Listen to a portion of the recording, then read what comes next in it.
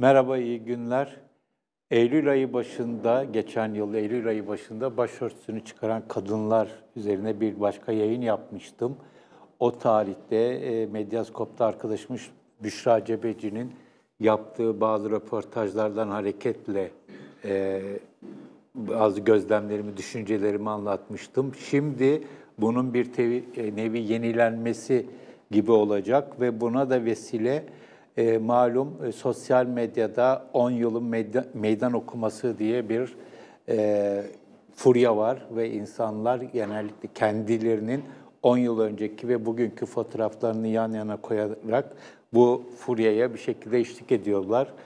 Bu furya içerisinde sosyal medyada başörtüsünü çıkaran kadınların başörtülü ve başörtüsüz hallerini gösterdikleri fotoğraflar peş peşe gelmeye başladı.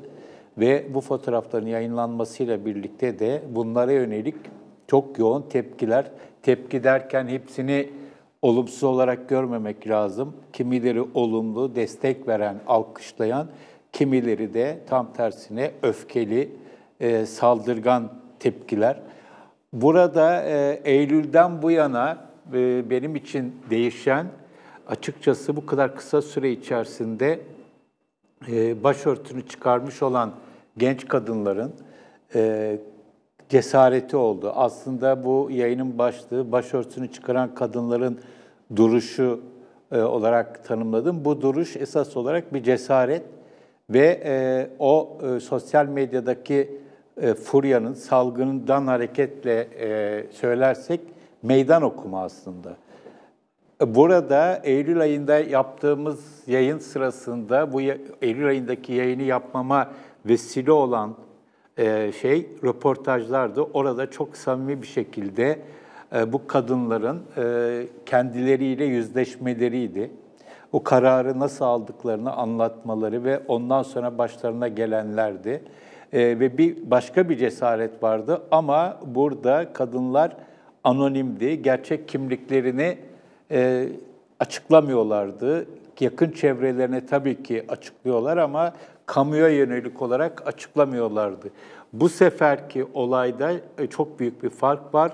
Artık kendi fotoğraflarıyla, gerçek kimlikleriyle kadınlar çıkıyorlar ve çok da fazla konuşmadan fotoğrafları zaten kendi başlarına konuşuyor.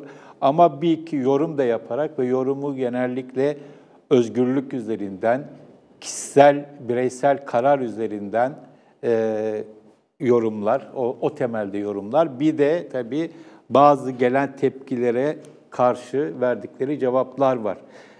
İlginç bir şekilde benim gördüğüm fotoğrafların hemen hemen hepsinin kullanıcıları, yani o hesapların kullanıcıları sosyal medyada, özellikle Twitter'da gerçek adlarını kullanan kişiler değil. Kendilerine genellikle yabancı dilden, İngilizce çoğunlukla bir takım isimler bulmuşlar, kullanıcı adı bulmuşlar.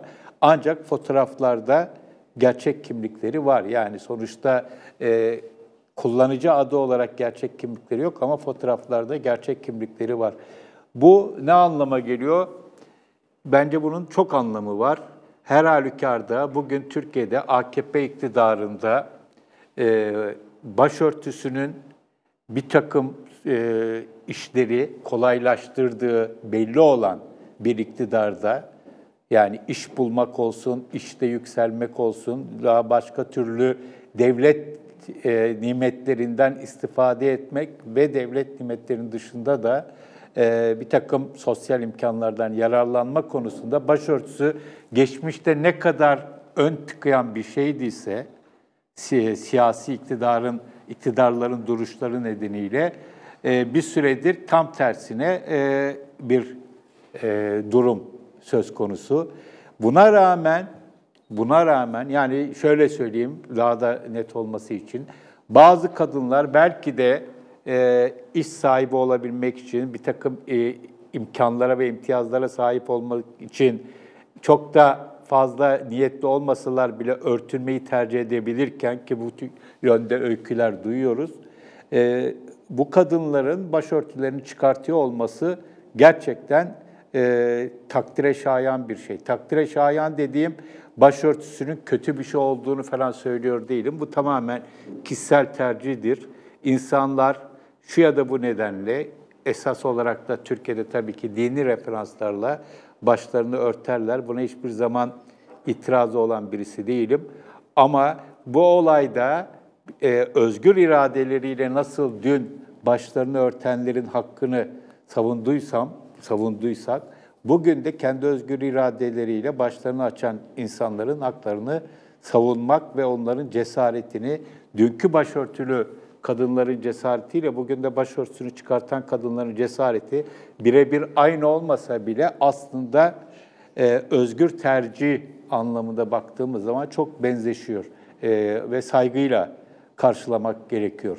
Şimdi birincisi gerçekten bu kadınların her birinin şu ya da bu nedenle hayatlarında aldıkları bu karardaki cesareti ve gerektiğinde hani bir takım dezavantajlara, bir takım mağduriyetlere yol açabilecek bu çıkışlarının bir cesaret ve bir meydan okuma olduğunu kabul etmek lazım. İkinci bir husus şu, Türkiye'de AKP iktidarı her ne kadar İslamcı olarak tanımlanamasa da İslamiyet'i bir araç olarak kullandığı belli olan bir iktidar ve yukarıdan aşağı devlet eliyle İslamileştirme konusunda da bayağı çabaları olan, bu yöndeki faaliyetlerin önünü açan bir iktidar söz konusu. Bu tür kopuşlar, bu tür pozisyonlar aslında devlet eliyle yaşanan İslamileşmenin belli bir yerde bireylerde ve toplumda nasıl kırılmalara ve reaksiyonlara yol açtığını, açabildiğini bize gösterdiği için de ayrıca anlamlı. Yani buradan bu kadınların, bu genç kadınların çıkışından aslında AKP iktidarının toplumsal anlamda, kültürel anlamda gerçekleştirmek istediği bir takım, ulaşmak istediği bir takım hedeflere ulaşmakta zorlandığını düşünüyorum. Bunu gösterdiğini düşünüyorum. Yani bunlar hiçbir şekilde münferit olaylar değil. Münferit olan belki bu cesareti gösterenlerin sayısıdır. Ama nasıl dün başörtüsünü açan kadınlar bir takım internet siteleri etrafından seslerini çıkartmaya cesaret ettilerse, onların açtığı kapıdan bugün sosyal medyada başörtüsünden çıkma öykülerini paylaşan insanlara geçtik. Belki ileriki aşamada, belki bambaşka bir takım tezahürlerle bu karşımıza çıkacak. Şunu söylemek istemiyorum, bu bir dalga, bu genel bir eğilim, bunu söylemek istemiyorum. Böyle bir gözlemim yok. Ama şunu unutmamak lazım, bazı hususlarda, bazı duruşlar öncü rol oynar. Nasıl zamanında üniversitelerde ilk başörtüsüyle üniversiteye gidenler bir öncülük yaptıysa, bunların da şu andaki bu pozisyon alanların da, bu tercihi yapanların da bir öncü rol oynaması şaşırtıcı olmaz.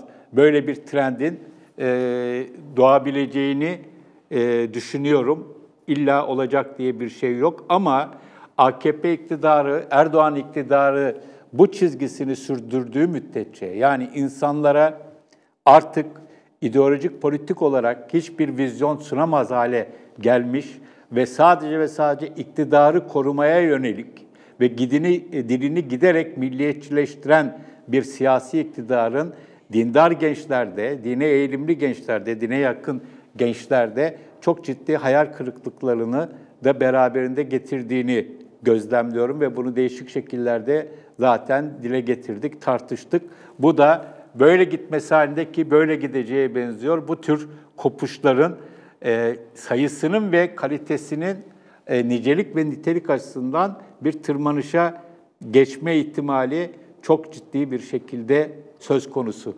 Bu son dönemde Türkiye'de deizm, ateizm tartışmalarının bu kadar yoğun bir şekilde yapılıyor olması ve devletin ilgili kurumlarının da bunlara kayıtsız kalamaz halde olması hiç boş şeyler değildi.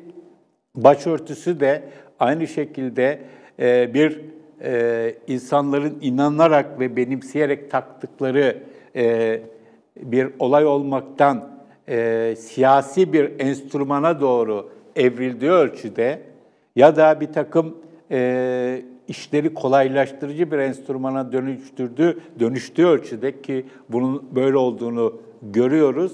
O zaman bazı ontolojik olarak hayata değer veren, inanca değer veren bazı insanlar inançlarından uzaklaşmasalar bile başörtüsünden pekala uzaklaşabiliyorlar.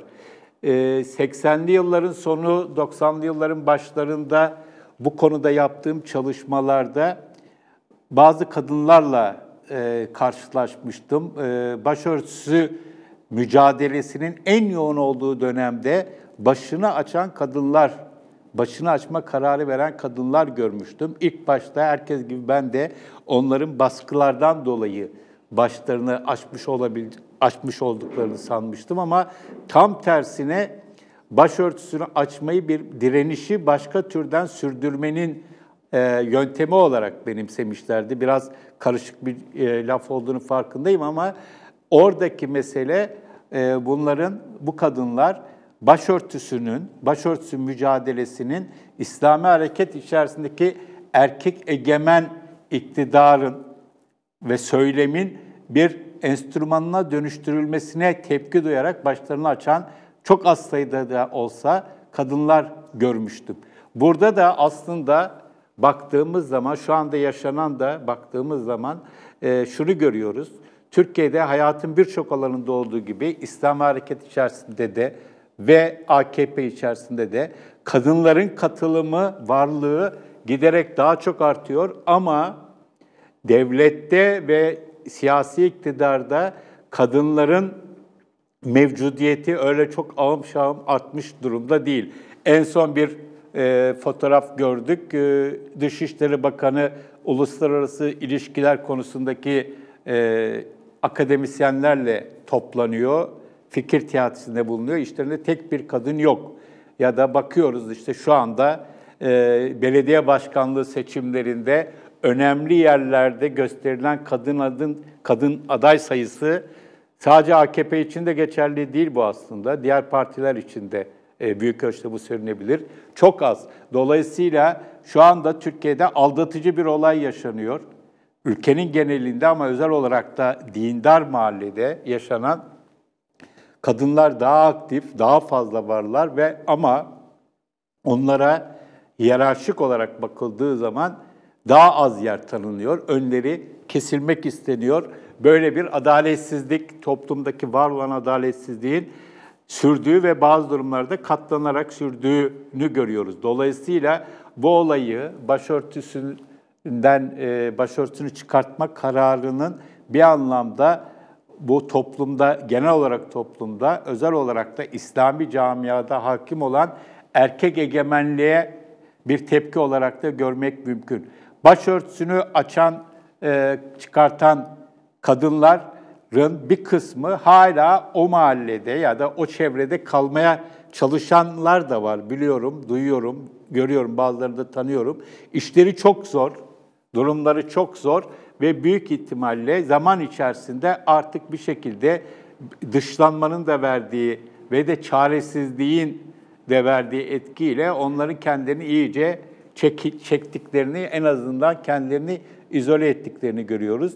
Ama bir diğer husus da şu, başörtüsünü çıkarmak aslında bir mahalleden de çıkmak anlamına gelebiliyor bazı durumlarda. Özellikle son dönemde gördüğümüz o 10 yıl, ki 10 yıl derken salgının kendisi, sosyal medyadaki furya 10 yıl ama baktığımız zaman bu fotoğrafların kimisi 3 aylık ya da 2 yıllık, 3 yıllık fotoğraflar. Yani onu vesile edip kullanmış fotoğraflar. Orada gördüğümüz insanların büyük bir kısmının aslında tam bir kopuş yaşadıklarını, sadece başörtüsünü çıkarmak değil ama aynı zamanda bir düşünce sisteminden ve o çevreden de kendilerini koparttıklarını görüyoruz ve ne derece içtenler, tabii ki bunu ölçmek mümkün değil ama hallerinden hala memnun olduklarını görüyoruz. Özellikle bana çarpıcı gelen, kendilerine yönelik saldırılara karşı verdikleri rahat cevaplar, kendilerinden çok emin duruşları, yani normal şartlarda sosyal medyada saldırı çok kolay kaldırılabilecek bir şey değildir ama bunu da çok rahatlıkla atlatabildiklerini görüyoruz. Evet, bu bir fenomen. Fenomen derken herkes genellikle sosyal medya fenomenleri falan anlamında anlıyorlar. Ya bu bir olgu diyelim. Bu bir olgu, bu bir gerçek ve bu gerçek aslında Türkiye'deki hızlı dönüşümün bir sonucu. Şu anda birileri ülkenin AKP iktidarı, Erdoğan iktidarı eliyle alabildiğine İslamileştirildiğini düşünürken ama bir takım böyle istisnai görünen olaylarda aslında dipten gelen dalganın bize bambaşka bir şey olduğunu gösteriyor. Ben açıkçası böyle görüyorum. Evet, söyleyeceklerim bu kadar. İyi günler.